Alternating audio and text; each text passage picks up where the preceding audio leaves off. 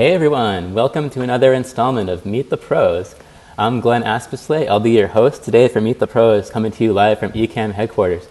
We have a really exciting, I'm really excited to have this guest on Meet the Pros today. Without further ado, I'm going to bring on Brian Fanzo and give you an introduction here. Hey Brian, how you doing? I'm doing great, thanks. Thanks for having me. Excited to be here.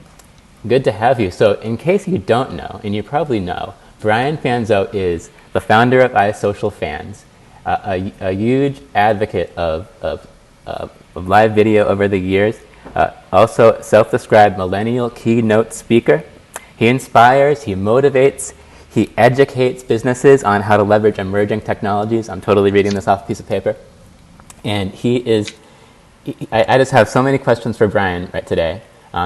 This is live, so if you have questions, post them down in the comments below, and we'll pick up on those and we'll get your questions answered. Bring the comments up on the screen here. Right. For those of you watching live on YouTube and Facebook, we should be getting your comments coming in, and I'll put those on the screen. If you have any questions, put them down below. Thanks for joining us, everyone. So Brian, pleased to meet you. Why don't you tell us a little bit about iSocialFanz and what you've been doing for the past couple of years? Sure. So, I'm a computer science major. Actually, randomly, I worked for the U.S. government in cybersecurity, and then left there, went to a data center company, kind of started my dream job, which was kind of modeled after Guy Kawasaki, the evangelist for Apple. I became a technology evangelist, and then about 5 years ago, actually, it'll be 5 years. 5 years and 2 weeks. Wow. So in 2 weeks, it'll be my 5-year anniversary of being on my own. And now I'm full-time keynote speaker. I host 3 podcasts. Live video has been a huge gateway for me. I started with Meerkat was kind of where that's not true. Google Plus, Google Hangouts. I ran a Google Hangout show for a couple of years over there on Google Plus. And then Meerkat came out, and it happened to be the most perfect time for me. I was before I went to South by Southwest, before it actually blew up. And so I've done, since Meerkat came out in March of 2014, I've done a little over 3,500 live videos myself, wow. Including launching them with IBM and Dell and Samsung. I'm here in San Francisco. I'm speaking at an event tomorrow. But the last time I was in San Francisco, I actually did 20 hours of live streaming for the Super Bowl when the Super Bowl was here in San Francisco. So been a crazy journey, a little bit of everything, but kind of love what I do now. I get to speak full time. I'll do about 64 events this year with the goal of 100 events next year. Wow, that's a lot of events. So this is all through your, you said you're off on your own. You're running the show, right? I mean, tell me a little more about how that works. Yeah. So I'm an entrepreneur now for 5 years. I tried the marketing agency side, wasn't a big fan of that. So I have a speaker agent that runs kind of the speaker negotiation, speaker agent side of my business. I have someone on my team that helps with content for my clients, but other than that, it's all me. I get to work with a lot of brands that I used to work with. So I worked with like IBM and Dell and Samsung, and they had hired me as an influencer originally, just based on my social footprint. And then I got to actually build out influencer programs with those companies. So it kind of goes full circle. And so like the event I'm speaking at tomorrow is the e-tourism summit. And I work with a lot of tourism, hospitality brands on what I call press the damn button, which really is how do you tell your story? How do you put yourself out there? And of course, video, especially live video, is a big catalyst for that. Wow. Tell me a little more about press the damn button. I heard this phrase a couple times here. And you even got the hat. Yeah, I even got the hat with it.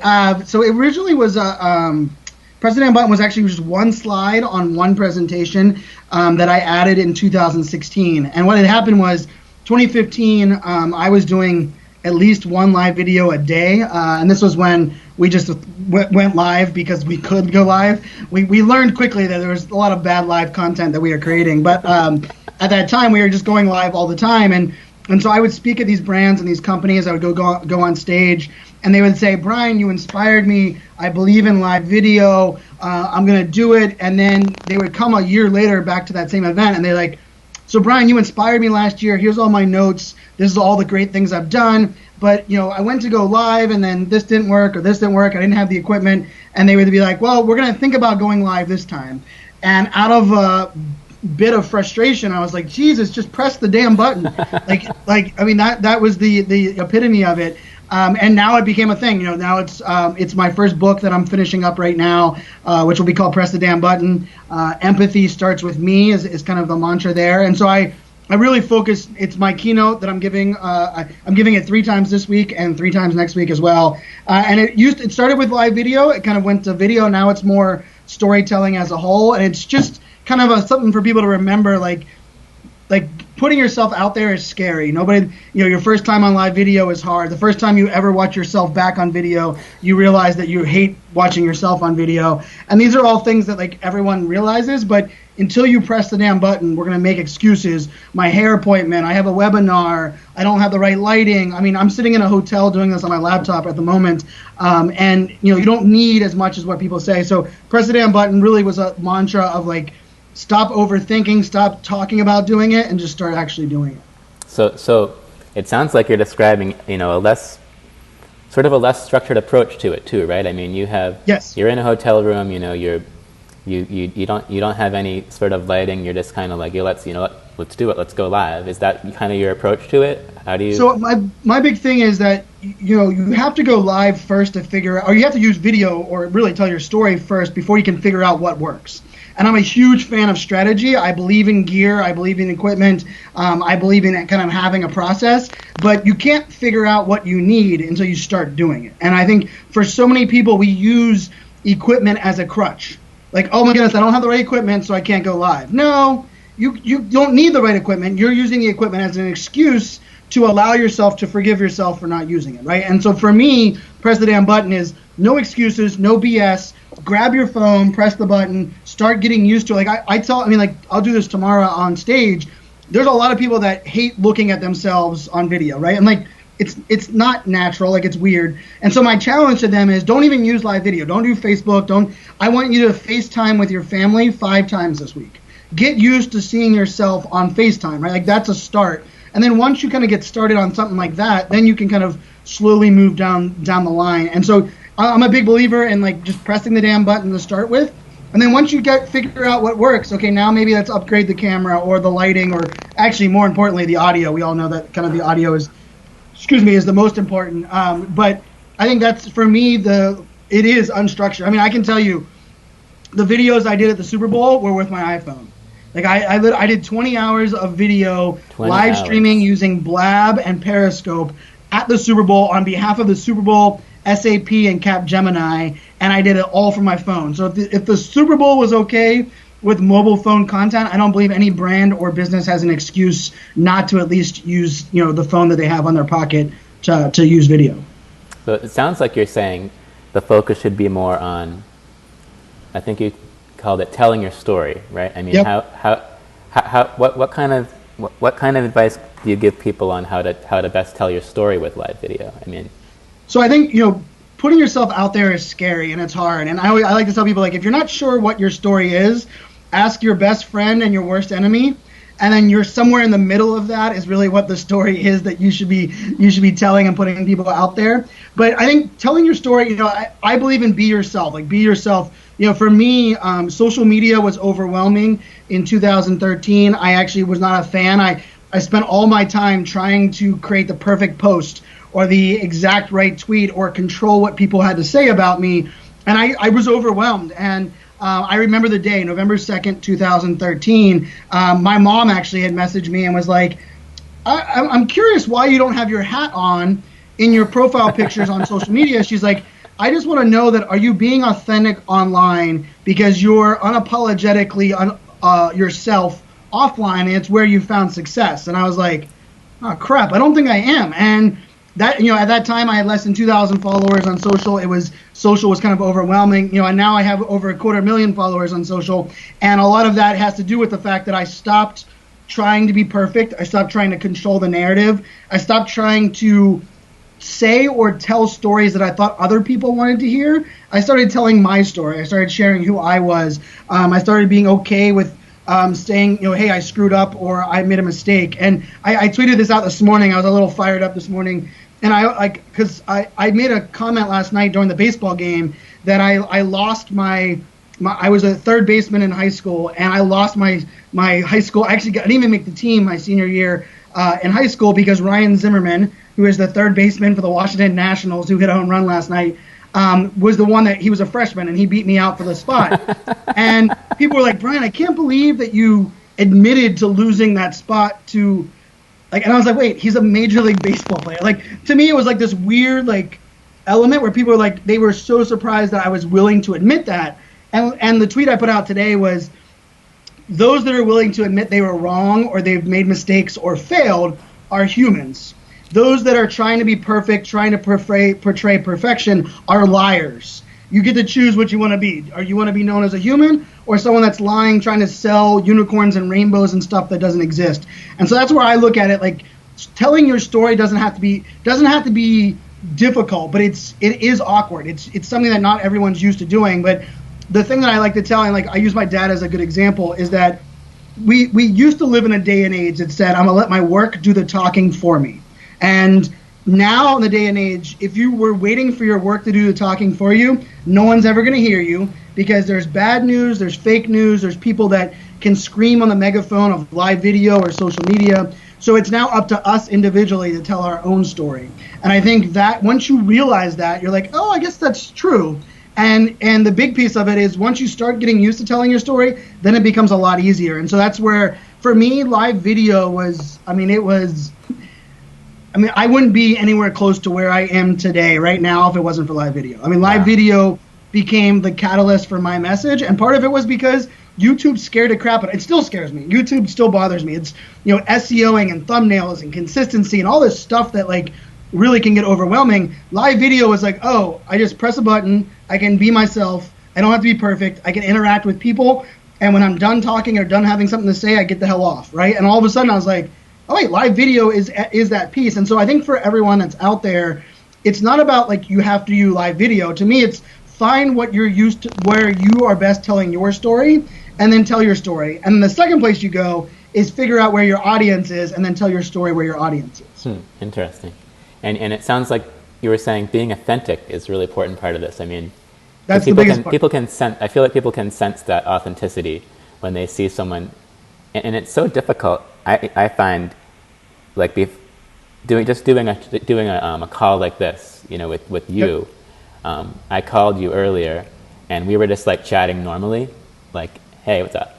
And then I pressed go live, and suddenly my voice is changing, and I'm being totally fake. It's like how I think it takes practice to kind of be yourself on camera, because you're not. The first impulse is like not to be yourself. It takes a ton of practice, and it's something that it continues to get, like even when you add more components, right? Like now you're sharing it to multiple channels, and now you have people that are commenting. The thing I think, the reason I love live video, I think more than any other medium, is that it's also a very forgiving medium where people are okay if you're stuttering. You're okay. Like I always joke, like the very first live video that anyone does on from their phone, if they're doing it from their phone, the very first thing you ever show is your feet. Because no one realizes that the back camera is what's actually on, not the front camera. Yeah. And then they're like, oh my God, how do I switch it around? And I think that's kind of the cool thing about live video. And to your point on authenticity, I mean, the idea of catfishing, the idea of faking it till you make it, the idea of putting stuff on our web, like nobody trusts a brand today, nobody trusts a logo. And really, we don't even trust what's posted on social media because there's filters and people doing it for other people.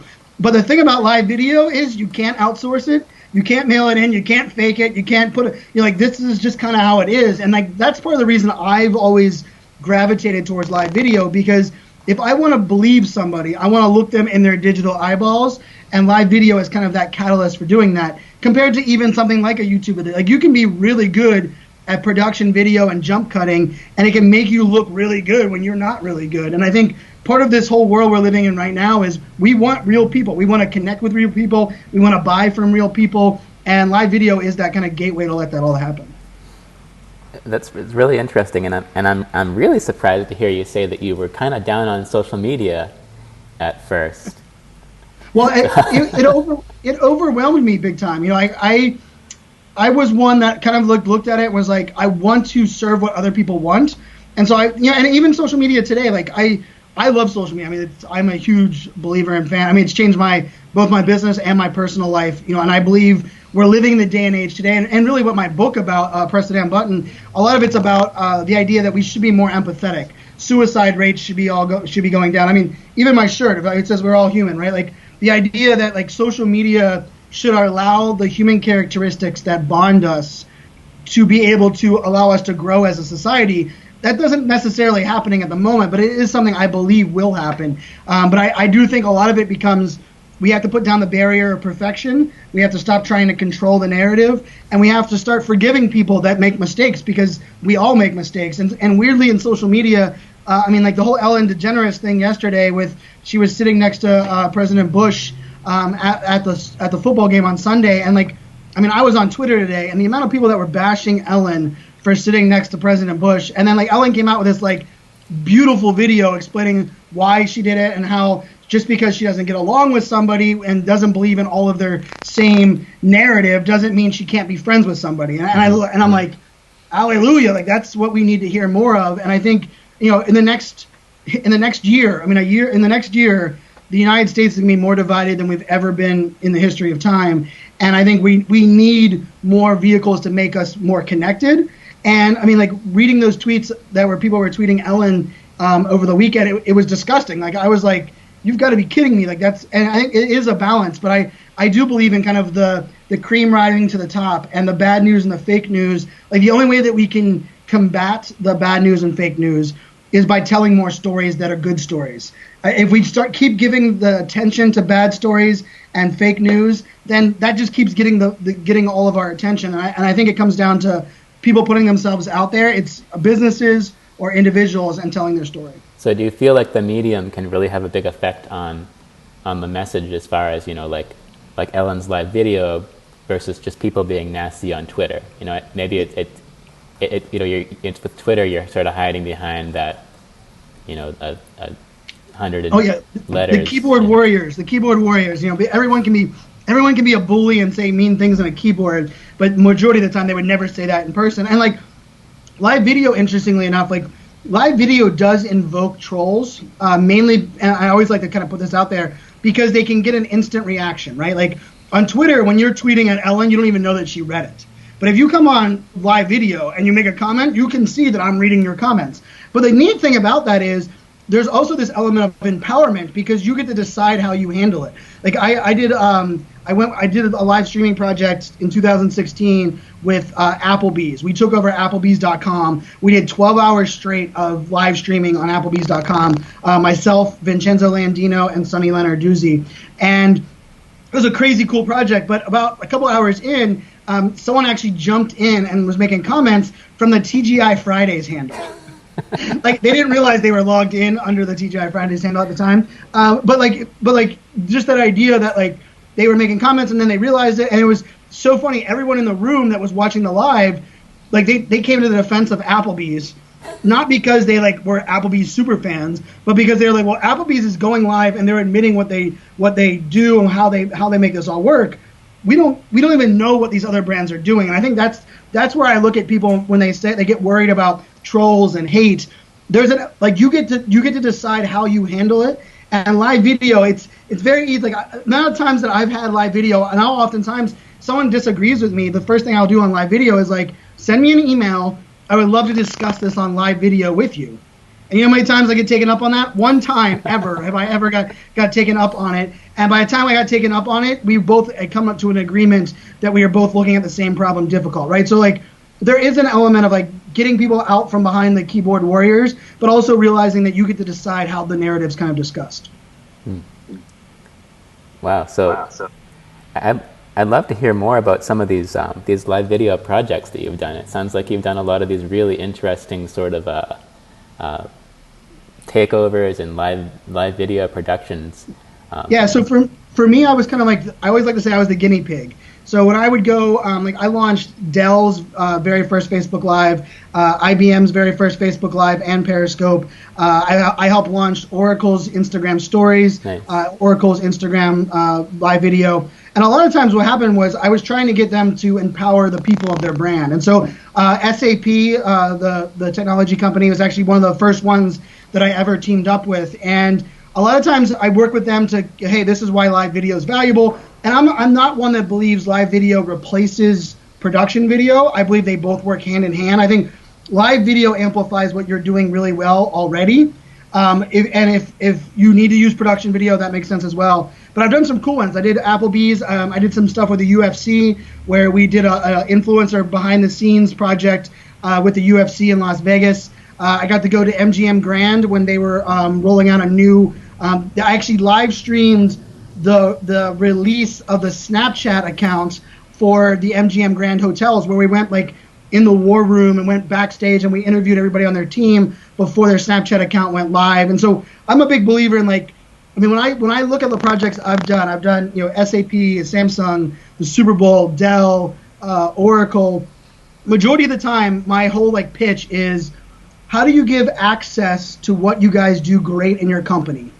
And they're like, well, we don't really do that. I'm like, well, that's what we should be doing. And then I team up with them. Most of the time, like my projects are, I prove the concept, I help them build a strategy, and then I get the hell out of the way and let them go execute.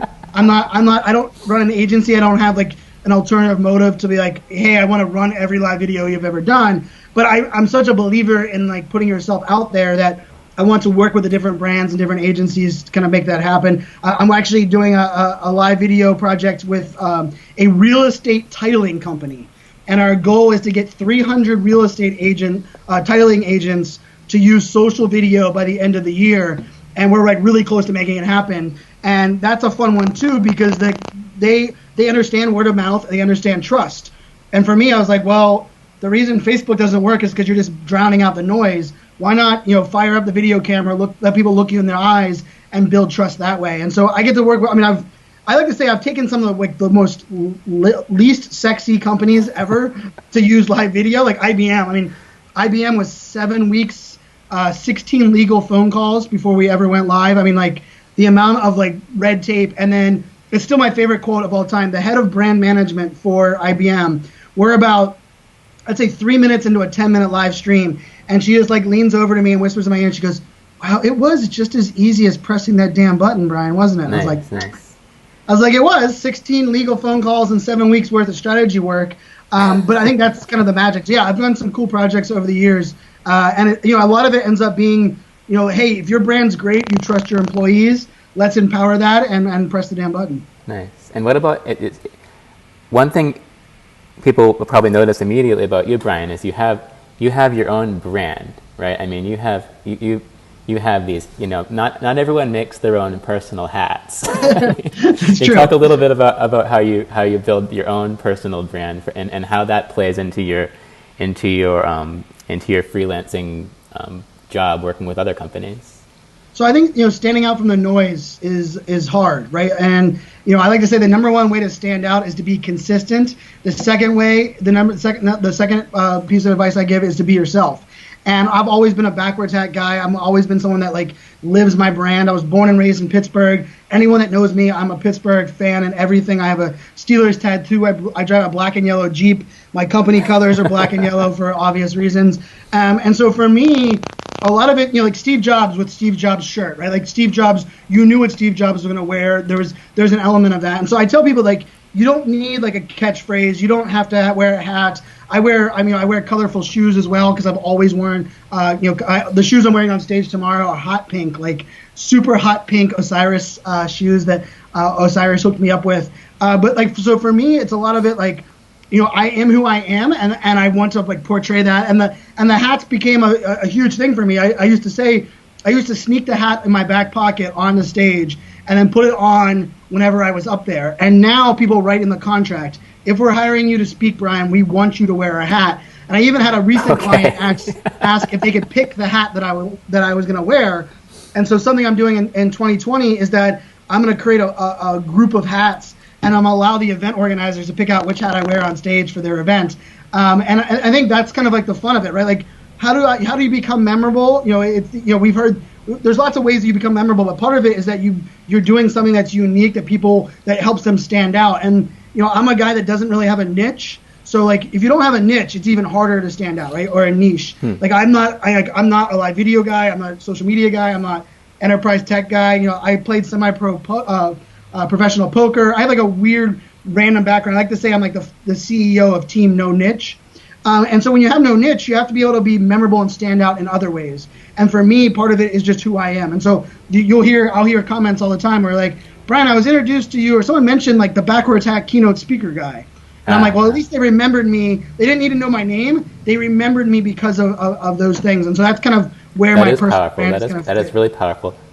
You could even charge more for a backwards hat. Oh, yeah. If you, like, forwards hat is just like, I like where you're going. Brian, and then like backwards hat.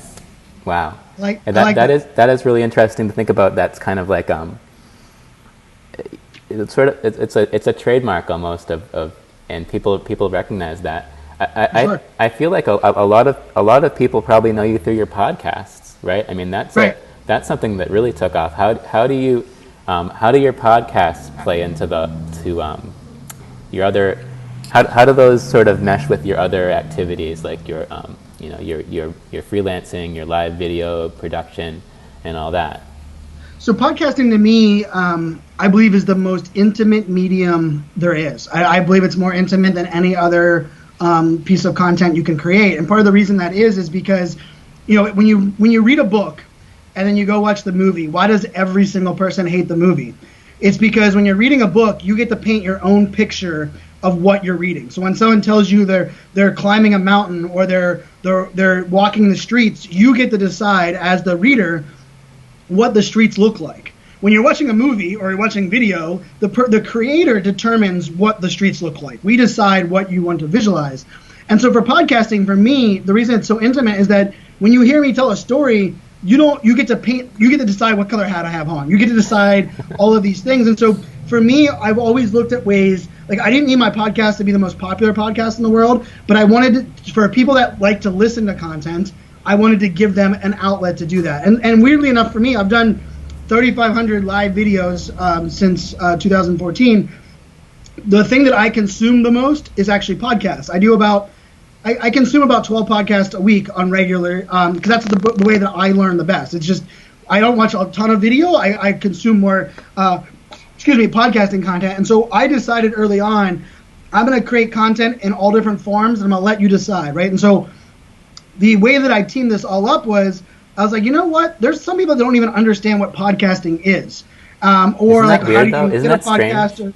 Because podcasting has believe, but it's true. It's like, it's a weird medium because you only find the podcast that you like from someone else as a podcast listener. Like when you're like, oh, you listen to podcasts? What's your favorite? And then they tell you, and then you're like, oh, and you go subscribe. Like that's like the weirdest element of podcasting. And so for me, when I was first selling sponsorships, I told them I don't want to sell download numbers. I want to actually tell you people that I can reach. And so what I do is I go live on Facebook Live. I use Ecamm, and I go live recording my podcast. So, I mean, if you go to my Facebook page, facebook.com/iSocialFanz, I've been doing it for 4 years now. I guess 3 years, probably 3 years, where I'm going live, microphone in my face. And so the interesting thing is, I get 200 to 1,000 people that will watch that live video. Mm-hmm. And then I get, 1,000 to 5,000 downloads of my podcast episodes. And so for me, I wanted to give people another realm. And the other thing about live video that works really well for podcasting is most people podcast on Skype, whether they're interviewing somebody on Skype or like on my podcast, there's no interviewing. It's just me talking for 30 minutes. And people are like, well, Brian, how do you get like comfortable doing that? And like, you don't have an audience. And I was like, well, that's why I use live video, because then people can comment and be like, Brian, that's so right. And or they'll like, Brian, what do you mean by that? And I'll be able to kind of twist that and go. And so I actually record my podcast on live video because it helps me kind of stay active. Like I get to see the live comments, and it also gives my audience kind of another way to do that. And so I currently host 3 podcasts. I host one about marketing, one about technology, and then one I teamed up with my friend Amy Landino, and we kind of talk entrepreneurship. And they're all, do all of those use that sort of live first format? 2 of the 3. So Just Try This, the one with Amy, we actually bulk record those. So we record them all like in a 2 or 3 day period. So that one we don't, but the other 2 of them we use live video for the podcast creation. Do you find yourself, after you've done the live recording, are you doing a lot of editing and post-production on that? I do zero editing. Oh, zero that's really editing on my interesting. podcast. Yeah, and I think it's because I've just kind of got to that format. The other thing that's nice about it is I use the video then as my marketing. So anyone that's seen promotion of my podcast, I take my podcast, I record it on live video, I chop up the video, use that on Instagram and LinkedIn. I then take the audio, I send it to Bree on my team. She listens to the podcast. She turns it into a blog post. The blog post goes up on my website. And then I now have all this content all from that one aspect, which is really nice. But I've kind of built with my audience that I have two rules: that perfection's a fairy tale and control is an illusion. And so I know that I can't control things, and I know I'm not perfect. And for the most part, my audience kind of forgives me for the ums or for the pauses, and I don't do very much editing. Like, I edit the audio quality, but I don't edit the actual show. I don't go in and take out different segments of my show. That's probably not too common, right? I mean, like I No, feel not. like most podcasts I listen to, if they're edited well, you don't notice they're edited, obviously, but they're probably pretty sliced and diced, right? Oh yeah, for sure. And for me, it's because I'm also doing a solo show. So, I think when I don't have to worry about anyone else. Like, it's part of the reason the solo show, honestly, it's a selfish play. I didn't want to have to deal with other people's calendars and other people's time. I was like, you know what? It's really hard to book people. And I was like, you know what? I'll just do this show myself. Mm-hmm. But that's another point, is that, like, when I started doing live video on my podcast, every podcaster was like, Brian, you're an idiot. Like, you want to get people to subscribe, you want them to download your show, and you're giving them live video, you're losing them as a subscriber. And I was like, no, not really. Because if the show is so good that they want to listen to it when they're not in front of their computer or not watching it on video, they'll go subscribe. And if they're not a podcast listener, but they like live video, they'll watch it on live. And then the bigger piece for me was, I don't care how someone consumes it as long as they consume it. Yeah. And that's kind of my mantra on all social media. Like, when someone tells me, like, Brian, where should I follow you? I always say, pick your favorite channel, whatever your favorite one is, and follow me there. Like, I'm on every single social network. I'm on, I create 3 podcasts. I have multiple videos a week. I don't need someone to consume everything. I want to give them the option, because we've all heard it. Like, everyone learns differently. Everyone consumes differently. Everyone has different habits. Yet most of the time we get stuck into, like, we have to do it a certain way. So I'm a big believer in, like, zigging when everyone's zagging. And so when people are producing really high quality produced shows, but they're putting out a couple a year because they have all that, I'm like, you know what? I'm gonna go the other way. Mine's gonna be non-produced, but they know they get real, they get raw, they get it every single week, and I've been very blessed. The audience is pretty good at accepting that. So you're pretty good about getting doing it's weekly. Is that how you do it? It is weekly. Yep. And do you find people also watching those live replays, or is that typically they'll go back to the They actual do. podcast at that point? It's the Facebook algorithm, right? I think it's just a matter of, depending on who the audience is. I can say I have a really good group of, like, probably 200 or 400 people that laugh because they say they've never listened to my podcast on audio only. They've only ever watched on live video, which is great for me because it kind of keeps me motivated on that. But I do get some replays on it. But more importantly, I take the best 10 minutes of it and I put it on LinkedIn as a LinkedIn video. So I take my live video that I create just like we're doing here, take my best 10 minutes, put it on LinkedIn, and say, if you want to listen to the rest of the show, here's the link to the audio. Oh, interesting. To me, it's a perfect way to get somebody into the podcasting space that naturally, if I said, here's a podcast, they were like, no, I'm good. But if they listen to 10 minutes, and the name of my show is FOMO Fans, the fear of missing out. So I give you a little FOMO. I give you 10 minutes of my show, 7 minutes of my show. And if you want the rest of the gold, you have to go, download it or listen to it on your favorite. Yeah, I could even imagine the clip being shorter than that, right? Just like 1 second of, 1 minute of gold, and then it's like, there's more of this. There's an entire hour of this. What do you usually go for length for your shows? It depends. So my shows are usually 25 to 40 minutes total, like the podcast. But it also depends on, like, I made a commitment to the audience on episode 1. I'm on episode 118 of that show right now, or 117. That I'm gonna stop talking when I have something, when I want to have something to say. So, like, my episode this past week, I think, was 24 minutes. Because I was like, hey, that's all I gotta say. You guys have a great day. And so I kind of stick in that realm. But then depending on how, like, I tease out my shows on Instagram stories. I do a clip of it on LinkedIn. I love Twitter videos, so I take a clip from my live videos and put them on Twitter. Depending on the medium, depends on how much of the clip I show. Like Instagram, I try to do like 3 minutes, so it's long enough that it goes on IGTV, but not too long where someone gets everything. Twitter, I play around with all kinds of lengths on Twitter. LinkedIn, 5 to 7 minute clips for the most part on LinkedIn. And then, of course, the replay on Facebook is the entire show. Which, so tailoring the lengths to the platform sounds like it's really important. So. And I want to just touch on one other thing is that you had mentioned this idea of doing your podcast, no guest. You say there's a live audience, but you're still just kind of sitting in a room by yourself. You have an audience maybe with like a 20-second delay of comments coming in. How do you go about finding things to talk about? I mean, and keeping that flow going just by yourself. Do you find yourself playing off the audience, or is it really just kind of like a stream of consciousness that's happening? So it's a stream of consciousness mostly, and it's repetition, right? I did 180 interviews on Google Hangouts long ago. I've done 3,000 live videos where it's just me talking into a camera. So I've become very natural with that content. But I will say I have kind of a rule of 5. So every live video, every podcast I do, I try to do 3 key takeaways. So there's 3 things every time where I'm like, okay, this is my topic. These are my 3 key takeaways. I then try to get 1 data point or 1 like really on point story that supplements or complements one of those 3 data points. And then the 5th piece of the 5, so it's the three takeaways, the data point or story. The 5th one is some piece of humor or self-deprecating like story of my own that people can relate to. And so every time, and I do that even with my keynotes, I do that with my show, because it allows me to like, I like to go on tangents, and I like to kind of get ranty a little bit, as you can kind of tell in the show.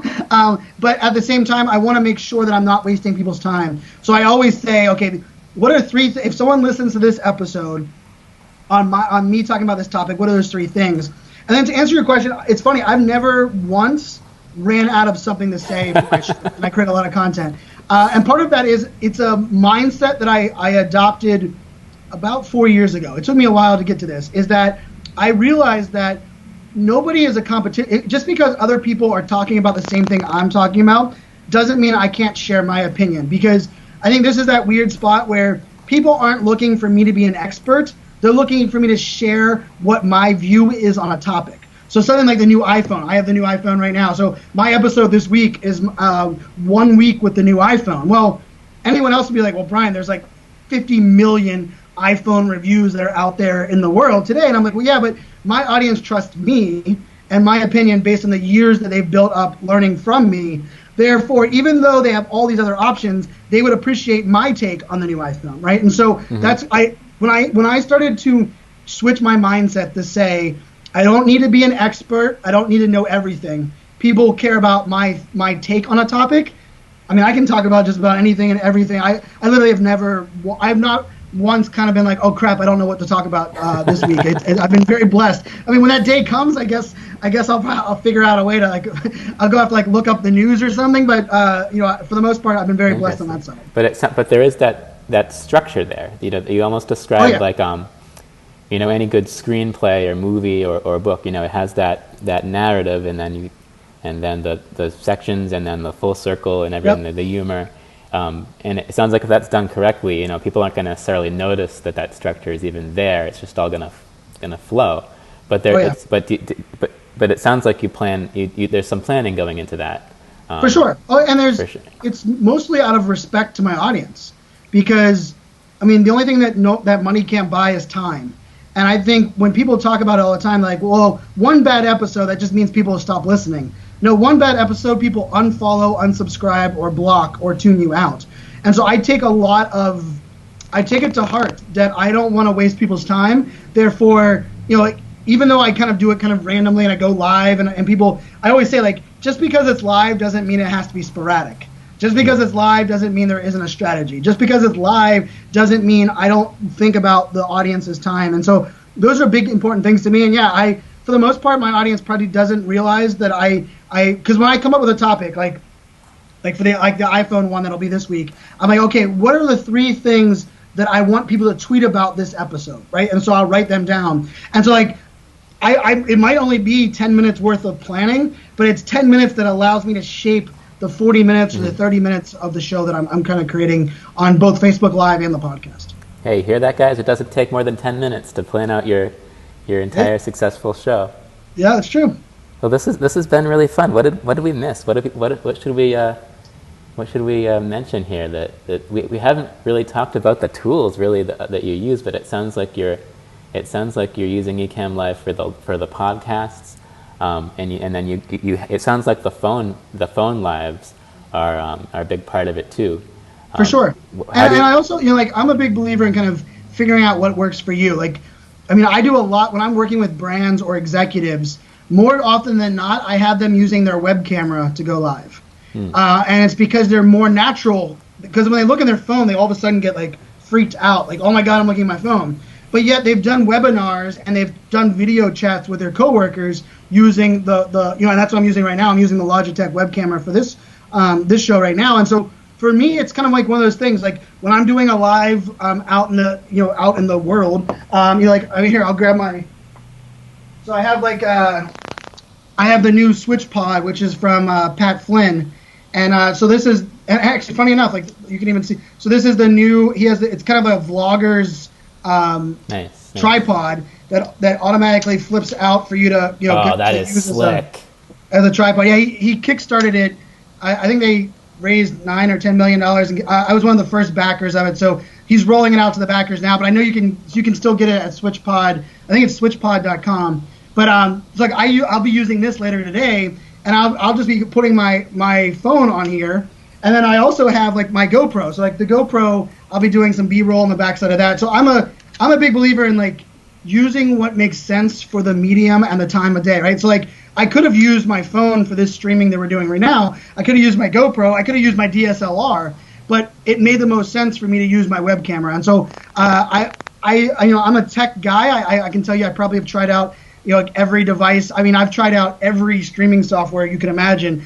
I use Switcher Studio sometimes as well, depending on if I want to manage multiple cameras from my iPad. Switcher Studio is a great solution for using that, right? When I'm doing Ecamm, when I'm using interviews, I love that I can use, we're doing this on Skype, which is then, we're able to use the lower third, we're able to use branding, we're able to push it out to multiple channels. That's something you can't do traditionally from just your phone. And so these are all things that I like to think about when I'm doing it. But I think gear's a funny one. I talk a lot about gear. I'm a big gear head, but I don't usually advise. Like if someone comes to me and like, what gear should I use? Like I even have like a beginner, intermediate, expert podcast gear level, and I can tell you I did 300 shows with the beginner podcast setup, right? I mean, it kind of goes down to like even editing video. Like I have iMovie, I have Camtasia, I have Adobe Premiere, and I have Final Cut. And I'm a geek, so I do a lot of my own editing. But funny enough, the thing I use the most is TechSmith's Camtasia, because it gives me enough features that I really like, but I don't get overwhelmed with what Final Cut has, or I don't have to deal with the cloud that is the Adobe Premiere side. So like for me, I'm a big believer in kind of keep it simple and let me use what makes the most sense. So like my workflow, a lot of times is if I'm recording it on the laptop, it's going to go to Camtasia, do some editing. I'll upload it into an app that I call Quick, QUICC.io. It does the captions. So Quick.io is a company that I've been using for about a year now. Love them for captions. And then I push it out. If I'm doing it from my mobile phone, I use there's an app called Video Shop app. So Video Shop app is I believe it's a subscription app, but it's amazing. It's like my favorite. I use just to do quick and dirty editing. Quick and dirty editing. It uploads directly from your phone. You can also recrop your horizontal videos to vertical, and it'll blur the top out based on the video directly on the phone. Like it's the audio. You can increase audio, decrease background noise. You can add stickers. And so if it's on my phone, I use Video Shop. If it's on my desktop, I use TechSmith Camtasia. And I'm a big believer in having the right tools so that you can put content out at the right time, right? It's not about having all kinds of tools or like the fanciest crap, because I can tell you, I spend way too much time on Final Cut or even like on Canva. When I'm doing my rule of thumb when I'm doing a thumbnail for a video is I put a timer and I give myself 8 minutes. Oh, wow. Now, that's really, really disciplined. Yeah. And part of the reason is I would spend 40 minutes creating a thumbnail that nobody would know the difference between a 40-minute and an 8-minute. And I have ADHD. I got diagnosed at 31. I'm medicated. I take Adderall. And for me, you have to understand where that value is. And so I put an 8-minute clock. At 8 minutes, I wrap up the thumbnail and I go. And it took me years because I started doing I started recording me working.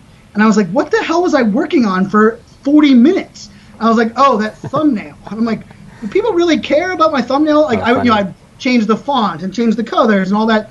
And so I started to refine my process so that I could keep creating the amount of content.